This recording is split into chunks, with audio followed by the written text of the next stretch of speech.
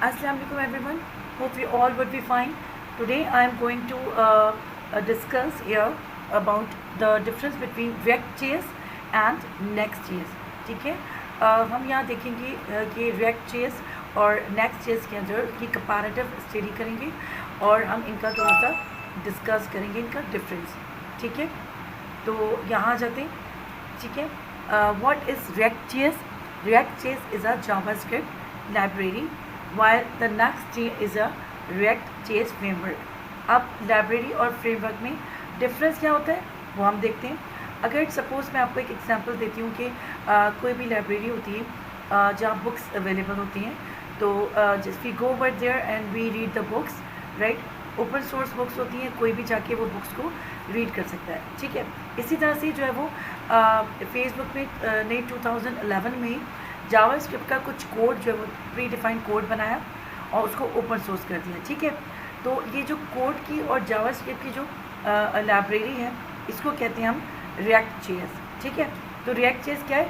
एक जावास्क्रिप्ट का कोड ही है जो कि बनाया कोड है जो कि फेसबुक ने बनाया था और क्या हो उसको ओपन सोर्स कर दिया ताकि हम उसको यूज़ कर सकें. अच्छा, सिमिलरली जो हमारा ये Next.js है, Next.js is a React.js framework. ठीक है, और ये फ्रेमवर्क क्या होता है? Framework is a structure, right. तो Next.js कुछ और नहीं बल्कि ये React.js का ही स्ट्रक्चर है. ठीक है, अच्छा, इनका थोड़ा सा डिफरेंस और भी देखेंगे अभी अपनी नेक्स्ट स्लाइड में. अच्छा, दूसरा डिफरेंस क्या है कि React.js is a client side rendering while Next.js is a server side rendering. अब क्लाइंट साइड रेंडरिंग और सर्वर साइड रेंडरिंग में फ़र्क क्या है? सर्वर साइड रेंडरिंग में क्या होता है कि हमारा जो है वो जो कोड है, वेबसाइट का कोड डायरेक्टली जो है वो सर्वर के ऊपर जाता है और सर्वर जो है उसको क्या करता है, उसको देखता है जो है वो कि ये डायरेक्ट जो है वो वेबसाइट का कोड आया हुआ है Next.js की.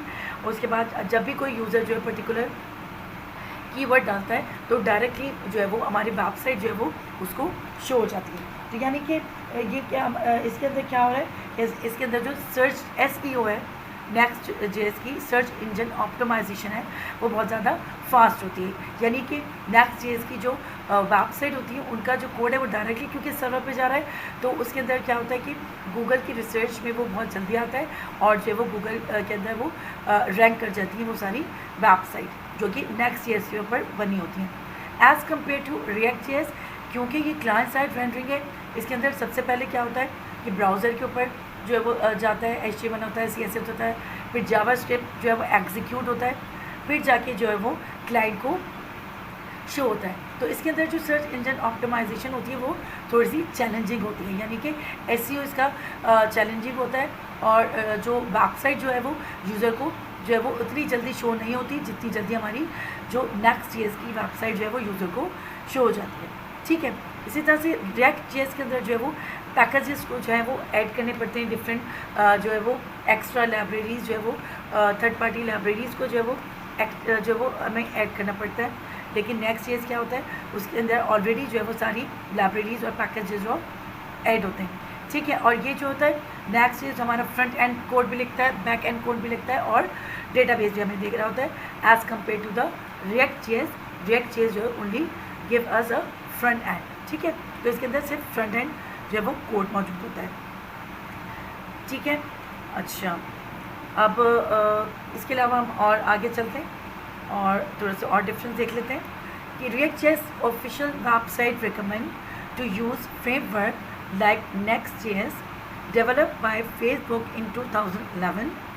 It is used to create single page application, for example Facebook and Netflix. Next.js is a framework that provides many features. अच्छा, अब यहाँ देखिए React.js की जो ऑफिशियल वेबसाइट है ना वो खुद ही रिकमेंड करती है कि आप जो है वो कौन सा फ्रेमवर्क यूज़ करें. आप Next.js का फ्रेमवर्क यूज़ करें जो कि फेसबुक ने डेवलप किया था 2011 में. यानी Next.js का जो भी कोड था वो फेसबुक ने डेवलप किया था. अच्छा, सिंगल पेज एप्लीकेशन का क्या मतलब है? जो हमारा फेसबुक है वो भी सिंगल पेज एप्लीकेशन है और जो नेटफ्लिक्स की वेबसाइट है वो भी सिंगल पेज एप्लीकेशन है. ठीक है, अच्छा, अब हम इसको ज़रा देखते हैं कि सिंगल पेज एप्लीकेशन होती क्या है. अच्छा, यहाँ देखिए मैंने नेटफ्लिक्स की वेबसाइट को ओपन किया हुआ है. ठीक है। अच्छा, यहाँ देखिए डिफरेंट इसके कंपोनेंट्स हैं, ये सब कुछ है, या मैं ओवर कर रही हूँ। अगर इसमें से मैं किसी एक को भी यहाँ पर देखें इस तरह से खोलूँगी तो यहाँ देखिए हमारी पूरी वेबसाइट जो है वो रीलोड नहीं हो रही है, ठीक है। हम आमतौर पे कोई भी वेबसाइट को जो है वो हम किसी चीज़ को भी क्लिक कर रहे होते हैं, किसी भी कंपोनेंट को, तो वो रीलोड हो रही होती है पूरी की पूरी, लेकिन यहाँ जो है वो वेबसाइट जो है वो रीलोड नहीं हो रही। क्यों? क्योंकि नेटफ्लिक्स जो है वो रिएक्ट के ऊपर बनी हुई है और ये सिंगल पेज वेबसाइट है हमारी, ठीक है। या हम किसी भी चीज़ को कुछ भी करेंगे तो वो हमारी जो वेबसाइट है यहाँ पर वो रीलोड नहीं होगी, ठीक है। हमें यहीं पे वो सारी चीज़ें जो है वो ये वेबसाइट दिखा रही होगी। तो इसको कहते हैं हम सिंगल पेज वेबसाइट, जो कि फेसबुक में भी बनी हुई है और जो है वो फेसबुक भी हमारी रिएक्ट से बनी हुई है और इसी तरह से हमारे जो ये नेटफ्लिक्स है वो भी रिएक्ट से बनी हुई है, ठीक है। अच्छा, हम एक और अपनी जो है वो ज़रा देखते हैं, difference between framework and library. What is framework and it's example? A framework is therefore a set of tools and modules that can be reuse for various project. Framework क्या होता है? ऐसे टूल्स होते हैं, ऐसे मॉड्यूल्स होते हैं जिनको हम इनको रीयूज़ कर सकते हैं, ठीक है। और लाइब्रेरी क्या होती है? लाइब्रेरी जो होती है हमारी is a collection of reusable compiled and tested code that can facilitate the automation or augmentation of application functionalities, ठीक है। लाइब्रेरी क्या मैंने आपको बताया कि रीयूजेबल कोड होता है, जो पहले से लिखा हुआ कोड हो किसी भी चीज़ का, जैसे रिएक्ट का जो कोड है, जावास्क्रिप्ट का कोड है जो पहले से लिखा गया है, फेसबुक ने लिखा है, जो कि रीयूजेबल है और ओपन सोर्स है और उसको कोई भी अपने एप्लीकेशन को के लिए उसको यूज़ कर सकता है, ठीक है। अच्छा, यहाँ क्या है? यहाँ के react is a JavaScript library that builds fast interactive mobile and web application, ठीक है। रिएक्ट से मोबाइल एंड वेब एप्लीकेशन बना सकते हैं। Next yes is a open source web framework created by Vercel, ठीक है, वर्सल ने बनाया। रिएक्ट क्या है? It is an open source reusable component based front end library of the JavaScript. यानी इसके अंदर क्या होते हैं, डिफरेंट कंपोनेंट्स होते हैं, वो पहले से बने हुए होते हैं, हमें क्या करना होता है, उन कंपोनेंट्स को सिर्फ यूज़ करना होता है, ठीक है। डिफरेंट कंपोनेंट्स बने होते हैं, हेडर का, फूटर का, नेव बार, सारे के सारे कंपोनेंट्स जो है वो पहले से जो है वो बने हुए होते हैं और हमें क्या करना होता है, हमें सारे उन कंपोनेंट्स को उठा के अपने पास यूज़ करना होता है, ठीक है। Next is enable react based web application with server side rendering and generating static जो है वो वेबसाइट, ठीक है। तो ये क्या होती है, स्टैटिक वेबसाइट जो है वो हमारी बना रहा होता है, ठीक है। नेक्स्ट इज, अच्छा, React is a combination of HTML and JavaScript, while the Next अंदर क्या होता है, in addition Next is offer additional features, ठीक है, structures and optimization for your application। अच्छा, अब यहाँ React में क्या होता है, React जो HTML और JavaScript का कॉम्बिनेशन है, ठीक है, लेकिन Next में क्या होता है, एक्सटर्नल जो है वो एडिशनल फीचर्स होते हैं, ठीक है, जो कि ऑप्टिमाइज़ करते हैं हमारी किसी भी एप्लीकेशन को। अच्छा, साथ साथ तो हम लोग ये सब करते रहेंगे। सबसे पहले हम क्या करते हैं, नेक्स्ट जेएस की इंस्टॉलेशन भी करते हैं। तो उसके लिए हम क्या करेंगे, अपने यहाँ पर हम, अच्छा, यहाँ मैं डेस्कटॉप पे फोल्डर एक बना रही हूँ, आप अपना फोल्डर कहीं भी बना सकते हैं, डी में या ई में कहीं भी बना सकते हैं। अच्छा, तो इस फोल्डर का क्या मैं नाम रखूँगी, नेक्स्ट, ठीक है, नेक्स्ट जेएस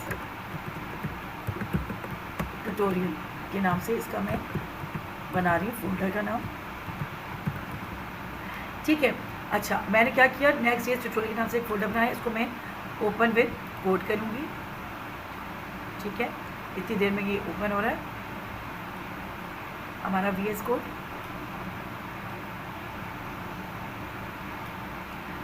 ठीक है। तो इतनी देर में VS कोड ओपन होता है, अपनी जो है वो स्लाइड्स के ऊपर चलते हैं, ठीक है। अच्छा, React जो है वो जस्ट क्लाइंट साइड रेंडरिंग है and it's supported by React which is insufficient for creating high performance application, ठीक है। क्योंकि मैंने अभी आपको बताया था कि क्लाइंट साइड जो होती है रेंडरिंग होती है इसकी, और ये जो है वो ब्राउज़र पे पहले डाउनलोड होती है, उसके बाद जो है वो जावास्क्रिप्ट जब तक एग्जीक्यूट नहीं होता, तो जब तक ये जो है वो हमारे यूज़र को नज़र नहीं आती। लेकिन नेक्स्ट जेएस जो है, क्योंकि ये सर्वर साइड रेंडरिंग है, इससे सारा कोड डायरेक्टली जो है वो सर्वर पे जा रहा होता है, तो इसकी जो है वो सर्च इंजन ऑप्टिमाइजेशन या SEO बहुत अच्छी होती है और डायरेक्ट जो है वो ये गूगल के ऊपर रैंक कर जाती है नेक्स्ट जेएस की जो है जितनी वेबसाइट होती है, ठीक है। अच्छा इसको यह हमारा देखिए VS कोड हमारा ओपन हो चुका है। यह हमारा फोल्डर है Next.js का, जो एक फ़ोल्डर है। अच्छा, सबसे पहले तो ये मैं बताऊँ कि हमारी जो Next.js की इसको करने से पहले हमारे पास क्या होना चाहिए, हमारे पास जो वो Node.js को इंस्टॉल होना चाहिए। तो हम क्या करेंगे, यहाँ पर लिखेंगे Node, ठीक है, JS लिखेंगे और इसको डाउनलोड करेंगे। वैसे मेरे पास ये ऑलरेडी डाउनलोड है, लेकिन हम जब इन्वायरमेंट सेट कर रहे हैं Next.js की, तो हमें पता होना चाहिए कि हमारे पास सबसे पहले जो वो Node.js होना चाहिए, ठीक है। और ये क्या करता है, ये रन टाइम इन्वायरमेंट है, ये जावा स्क्रिप्ट को जो वो हमारे ये वो यूज़ करता है, ठीक है। रन टाइम इन्वायरमेंट है, that is use to run the JavaScript, ठीक है। यहाँ से हम इसको जो है वो नोड को आप लोग डाउनलोड करेंगे। क्योंकि मेरे पास ऑलरेडी डाउनलोड है तो मैं इसको डाउनलोड नहीं करूँगी, ठीक है। तो हम अपने चलते हैं VS कोड के ऊपर चलते हैं, ठीक है। और यहाँ जो है वो आके हम अपना टर्मिनल जो है वो ओपन करते हैं, ठीक है। और यहाँ हम चलते हैं अपने कमांड प्रॉम्प्ट पे, ठीक है। इसको मैं हटा देती हूँ इस तरह से, अपने कमांड प्रॉम्प्ट पे हम लोग चलते हैं, ठीक है। तो अब हमारा अब क्या स्टेप है, अब हम क्या करेंगे, अब हम जो है वो Next.js की जो ऑफिशियल वेबसाइट पे जाएंगे, ठीक है। यहाँ जो है वो ठीक है, मैं यहाँ पर ओपन कर लेती हूँ। Next.js के ऑफिशियल वेबसाइट के ऊपर जाएंगे और फिर हम क्या करेंगे, वहाँ से जो है वो कमांड लेकर हम अपनी जो है VS कोड में उसको पेस्ट करेंगे और फिर हम देखेंगे उसको वो कैसे रन करता है, ठीक है। तो ये वेबसाइट जो वो इतनी देर में ओपन हो रही है, Next.js की वेबसाइट। इतनी देर में हम थोड़ी सी अपनी स्लाइड्स को कवर कर लेते हैं, ठीक है। अच्छा, यहाँ पर आते हैं हम। React.js जो है वो अब फ्रंट एंड जावास्क्रिप्ट लाइब्रेरी है, use for building user interfaces, primarily focus on creating single page application, जिसे SPA भी कहते हैं। It provides flexibility in choosing libraries for routing, state management and more. What does it mean, मैंने अभी आपको बताया कि React.js जो है वो जावास्क्रिप्ट की लाइब्रेरी है, प्री डिफाइंड कोड है जावास्क्रिप्ट का। और इससे क्या होता है, इससे क्रिएट क्या होती है हमारी सिंगल पेज एप्लीकेशन, जिसे SPA भी कहते हैं, वो हम बना सकते हैं, ठीक है। और डिफरेंट जो है वो लाइब्रेरीज या पैकेजेस को हमें जो है वो कहीं और से लेना पड़ता है, ठीक है। लेकिन Next.js क्या होता है, इसके अंदर जो है वो React फ्रेमवर्क है that adds the additional features like server side rendering, static side generation and more, making it ideal for building optimise SEO friendly application, ठीक है। मैंने आपको अभी बताया कि क्योंकि सर्वर के ऊपर डायरेक्टली इसका कोड जाता है, तो इसकी जो SEO जो है वो फ्रेंडली है और ये जो है वो रैंक कर जाती है पर हमारे गूगल में, और हमें यूज़र को बहुत जल्दी जो है वो ये जो है वो वेबसाइट इसकी शो हो जाती है, ठीक है। अब हम चल के देखते हैं कि हमारा जो है वेबसाइट वो ओपन हो गई या नहीं ओपन हो गई। दोबारा से इसको करते हैं कि ठीक है। यहाँ देखिए हमारी Next.js की जो ऑफिशियल वेबसाइट ओपन है, गेट स्टार्टेड पे जाएंगे, ठीक है। We will go over here, get started. अच्छा, नेट स्लो है थोड़ा सा, तो ये थोड़ा सा टाइम ले रही है, ठीक है। अच्छा, यहाँ क्या हो गया, ये इंट्रोडक्शन है। Next.js यहाँ पर लिखा हुआ भी है, देखें पढ़ेंगे आप। Next.js is a React framework for building full stack web application. Full stack web application का क्या मतलब है, ठीक है। ये क्या करता है, ये हमें फ्रंट एंड भी देता है, बैक एंड के कोड भी देता है और डेटाबेस भी। You use React component to build user interface and Next.js for additional features and optimisation. यानी क्या होता है, इसके अंदर हम React का जो है वो लाइब्रेरी भी यूज़ करते हैं, उसकी कंपोनेंट भी यूज़ करते हैं और इसके अंदर Next.js के कुछ एडिशनल फीचर्स भी होते हैं। यहाँ हम इंस्टॉलेशन में जाएंगे। अच्छा, यहाँ हम इंस्टॉलेशन में जा रहे हैं, तो हम यहाँ देखें, यहाँ लिखा हुआ है कि Node.js का 18.18 का आपके पास होना चाहिए, लेकिन हमने जो Node.js अपना यहाँ पर डाउनलोड किया है, तो ये हमारे पास जो है वो 20.11 का ही मौजूद होता है। इसको चेक करने के लिए हम क्या करेंगे, CMD में जाके नोड जो है वो -v लिखेंगे, तो हमारे पास नोड का वर्जन आ जाएगा, ठीक है। अच्छा, यहाँ क्या करेंगे, अब हम यहाँ क्या करते हैं इंस्टॉलेशन में, और यहाँ मुझे आप एक कमांड नज़र आ रही है, that is npx create next @latest। इसको मैं कॉपी करूँगी और मैं यहाँ आकर इसको जो है वो पेस्ट कर दूँगी। जस्ट अ मिनट, दोबारा से चलते हैं। इसको मैं जो है वो कॉपी करूँगी, ठीक है, ये वाली कमांड को। अच्छा, npx की कमांड है, इसके अलावा भी और चीज़ें भी यूज़ होती हैं, तो हम जो है वो फ़िलहाल जो है वो ये npx वाली जो है वो इस कमांड को हम यूज़ करेंगे, ठीक है। कंट्रोल सी, और हम क्या करेंगे, इसको यहाँ जाके जो है वो कंट्रोल वी कर दूँगी। अच्छा, ये जो है वो अभी कॉपी नहीं हुआ, जस्ट अ मिनट, देखती हूँ क्या प्रॉब्लम आ रही है।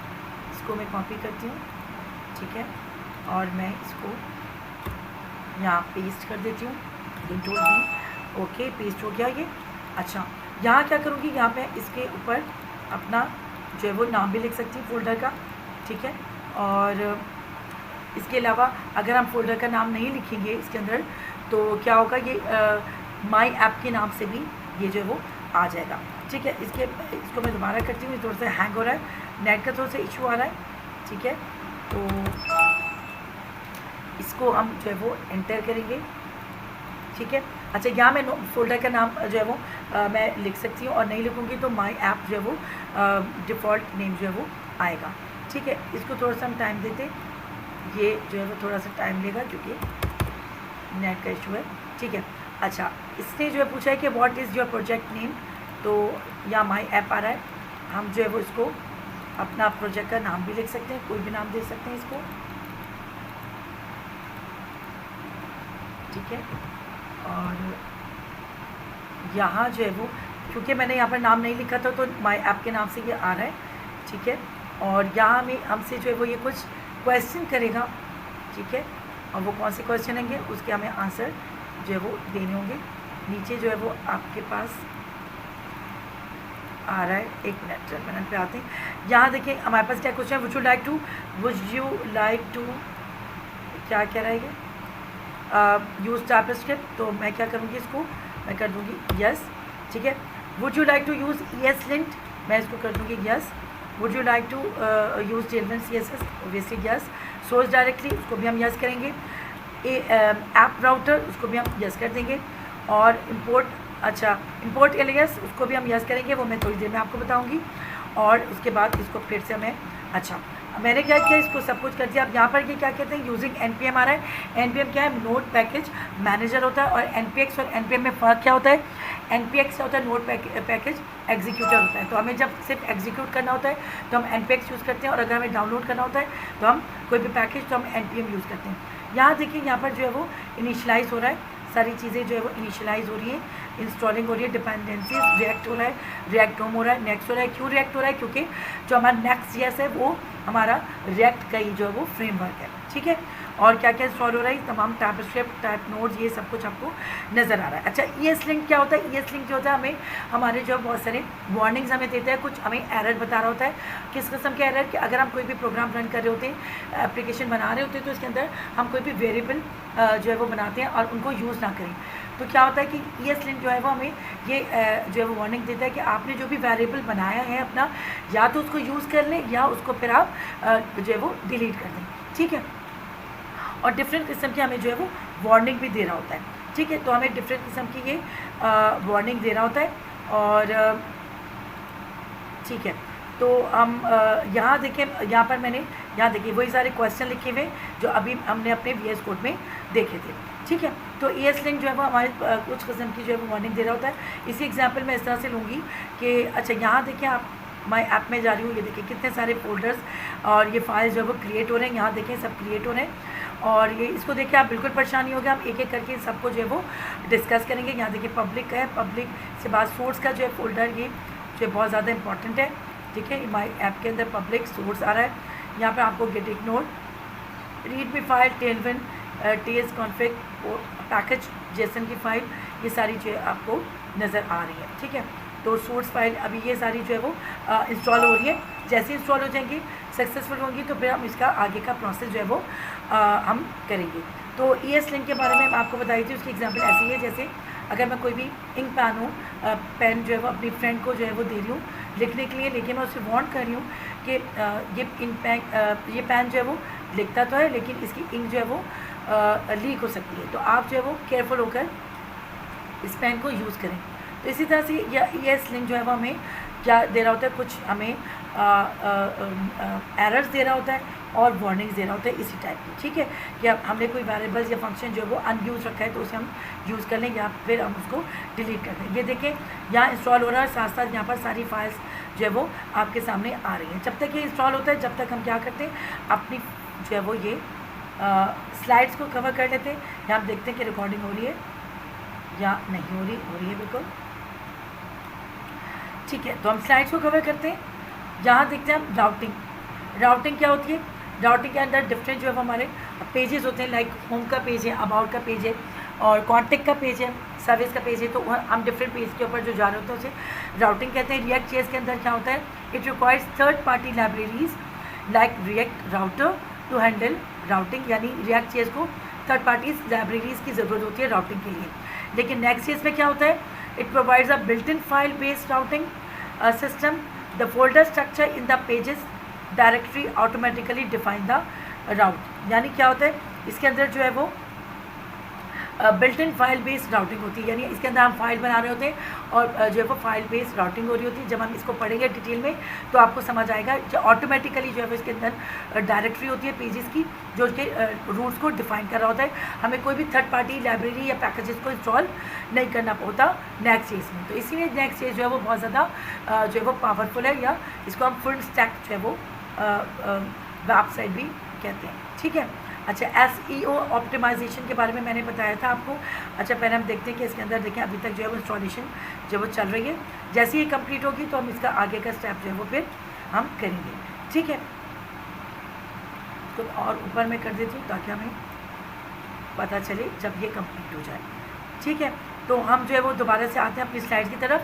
SEO मैंने आपको अभी बताया था, सर्च इंजन ऑप्टिमाइजेशन होता है, यानी गूगल के ऊपर हमारा कोई भी वेबसाइट हो गई, हमारा यूट्यूब चैनल हो गया या कोई भी ब्लॉग हो गया, वो किस तरह से जो है वो गूगल की टॉप रैंकिंग में जो है वो आता है, ठीक है। कोई भी यूज़र कोई भी पर्टिकुलर कीवर्ड अगर डालेगा सर्च करने के लिए गूगल में, तो हमारी जो वेबसाइट है वो कैसे जो है वो टॉप रैंकिंग में आएगी।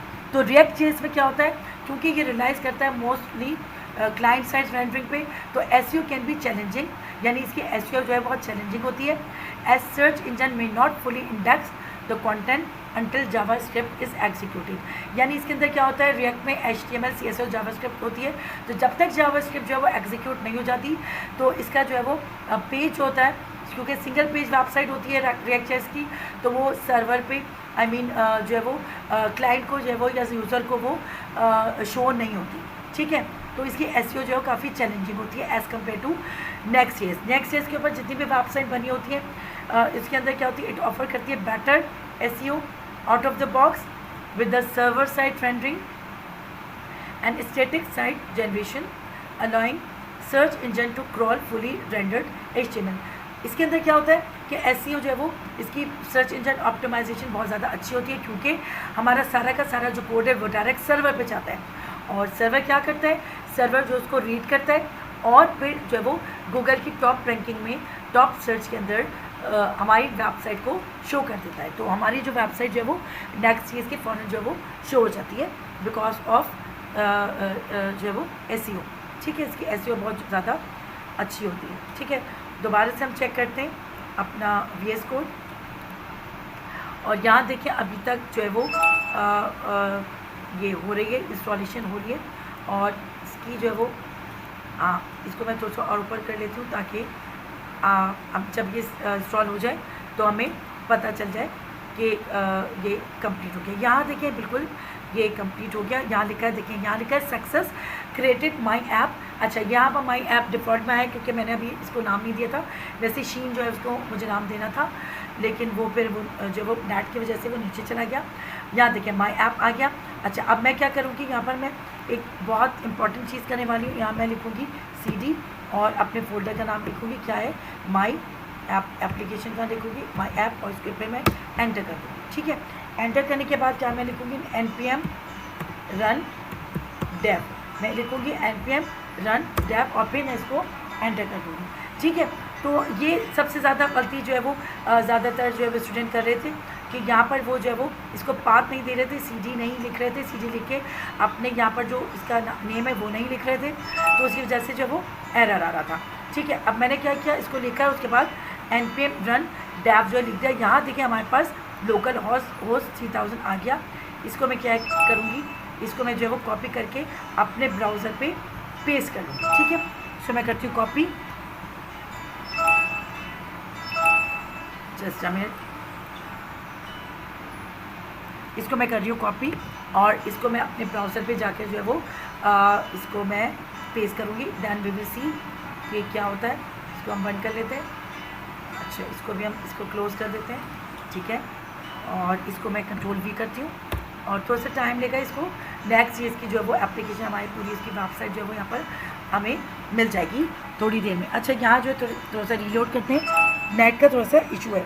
ठीक है, तो इसको हम थोड़ा सा वेट कर लेते हैं इसको रीलोड करने में, और इतनी देर में हम क्या करेंगे, अपनी जो है वो इसको रीड करेंगे अपनी स्लाइड्स को।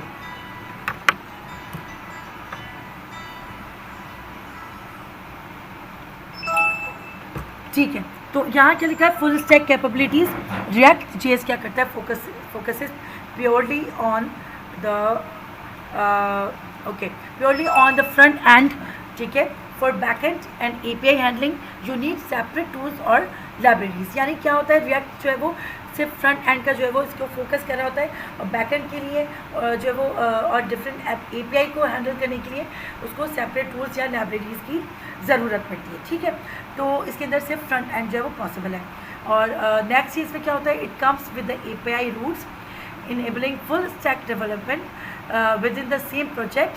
You can create serverless functions for handling backend logic. यानी Next.js मैंने आपको पहले भी बताया था, इसके अंदर फुल स्टैक जो है वो फुल स्टैक डेवलपमेंट होती है, यानी कि एक ही प्रोजेक्ट में इसके अंदर जो वो एपीआई रूट्स भी मौजूद होते हैं, और इसके अंदर जो है वो ये खुद से जो है वो बैकएंड को भी जो वो हैंडल कर रहा होता है। ठीक है, तो नेक्स्ट ये जो है वो हमारे लिए जो है वो फुल स्टैक जो है वो प्रोवाइड कर रहा होता है। अच्छा, हम चल के देखते हैं कि हमारा जो है वो इसने लोड किया या नहीं किया। ओके, इसको नहीं किया, थोड़ा सा नेट का इशू आ रहा है। दोबारा से मैं इसको चल के वो कॉपी पेस्ट करूँगी और फिर हम इसको चेक करेंगे। कंट्रोल सी करती हूँ और मैं करती हूँ यहाँ पे कंट्रोल, यहाँ जो है वो कंट्रोल वी करती हूँ। लोकल होस्ट है हमारा, लोकल होस्ट 3000 लिखा हुआ आपको नज़र आ रहा है, और ये थोड़ा टाइम लगेगा इसको, और ये जो है वो लोड हो जाएगा थोड़ी देर में। ठीक है, ये मैं इसको रीलोड करने की कोशिश करती हूँ। थोड़ा सा नेट का हमारा इशू आ सकता है। ठीक है, नेट जो है बहुत ज़्यादा जो है वो थोड़ा स्लो चल रहा है, थोड़ा नहीं काफ़ी स्लो है, जिसकी वजह से जो है वो ओपन या रीलोड जो है वो नहीं हो रहा। अच्छा, ये जो है वो रीलोड होगा तो इसके ऊपर हमारी जो Next.js की जो है वो जो वेबसाइट है वो ओपन हो जाएगी। ठीक है, इसको मैं कोशिश करती हूँ कि रीलोड हो जाए।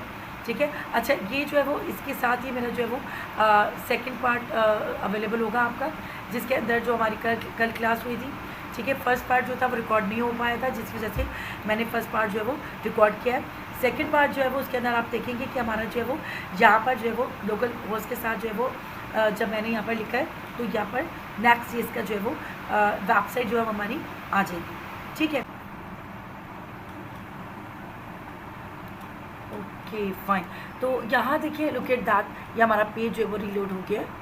ठीक है, मैंने यहाँ जो है वो लोकल सर्वर पे, अच्छा इसको मैं थोड़ा सा कमेंट करूँगी तो आपको पूरी वेबसाइट जो है नज़र आएगी। ठीक है, तो ये Next.js की वेबसाइट आपको नज़र आ रही है। यहाँ देखिए लिखा है get started by editing source app, और इसके अंदर page.tsx को आप अगर इसको एडिट करेंगे तो आप इसके अंदर जो वो एडिटिंग कर सकते हैं। नेक्स्ट डॉक से ये लर्न टेम्पलेट और डिप्लॉय और ये सब आपको जो है वो वर्सल ये सब कुछ नज़र आ रहा है। ठीक है, तो अब क्या है कि अगर हम इसके अंदर इसको हमें हेलो वर्ल्ड लिखना होगा तो हम क्या करेंगे, हेलो वर्ल्ड लिखने के लिए हम अपने VS कोड में चलते हैं और इसको मैं हटाती हूँ। अपने यहाँ चलते हैं page.tsx के अंदर चल रहे हैं। इसके अंदर जो है वो हमारा जो भी कोड होगा, ये देखिए नज़र आ रहा है ना आपको इतना सारा कोड। इस पूरे कोड को जो है वो हम क्या करेंगे, पूरे के पूरे कोड को जो है वो हम रिमूव कर देंगे। राइट, क्या करेंगे, इसको डिलीट कर देंगे। और क्योंकि हम क्यों डिलीट कर रहे हैं, क्योंकि इसके ऊपर जो है वो अभी आपने देखा पूरी वेबसाइट बनी हुई है और हमें क्या करना है, हमें अपना पूरा हेलो वर्ल्ड जो है वो लिखना है।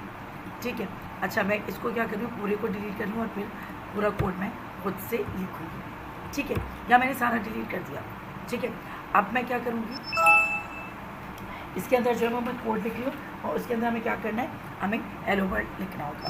तो यहाँ लिखूँगी मैं एक्सपोर्ट, हम ये पढ़ चुके हैं पहले भी अपनी टाइप स्क्रिप्ट में, एक्सपोर्ट डिफ़ॉल्ट, ठीक है, function, export default function home, अच्छा इसके बाद parenthesis and then curly braces. उसके बाद मैं क्या करूँगी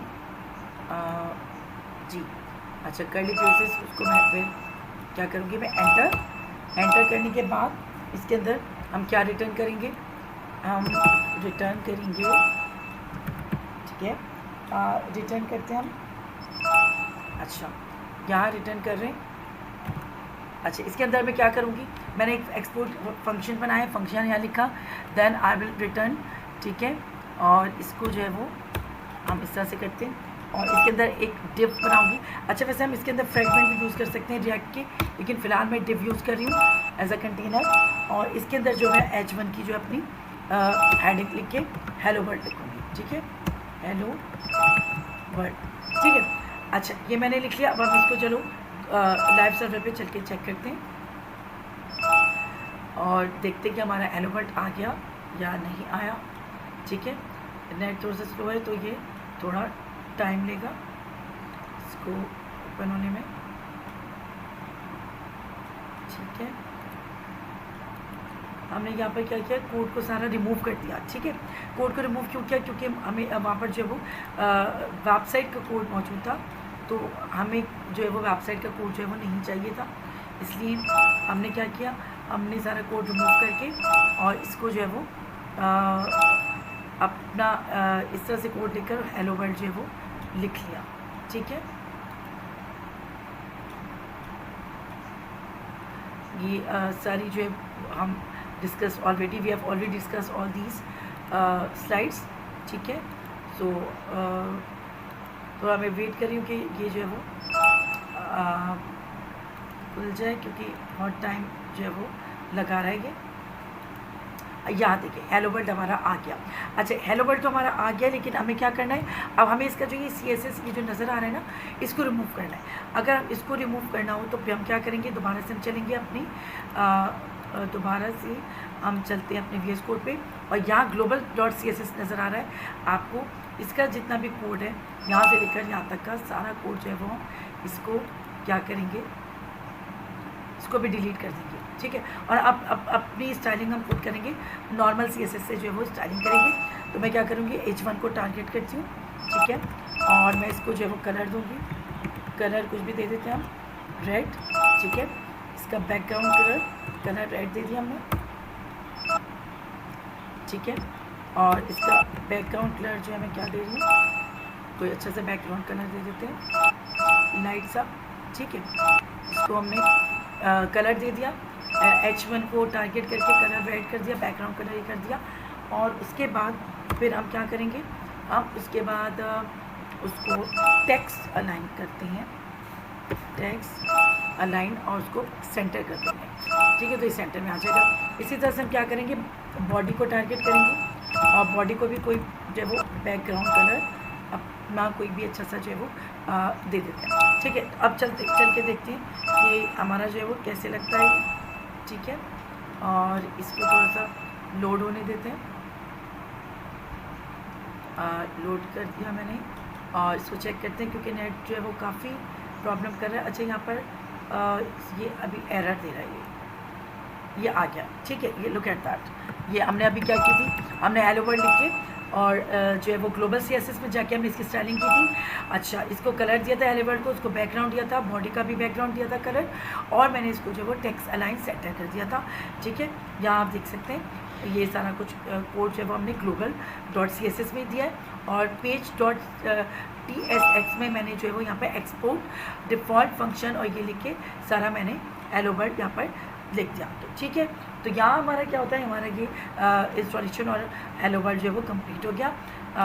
और इसके अलावा भी आगे भी जो है वीडियो इसका सेकंड पार्ट भी मैं अपलोड करूँगी, वो भी आप सब देखिएगा, और कमेंट कीजिएगा, लाइक कीजिएगा, शेयर कीजिएगा, और चैनल को सब्सक्राइब कीजिएगा। थैंक यू सो मच, अल्लाह हाफ़िज़।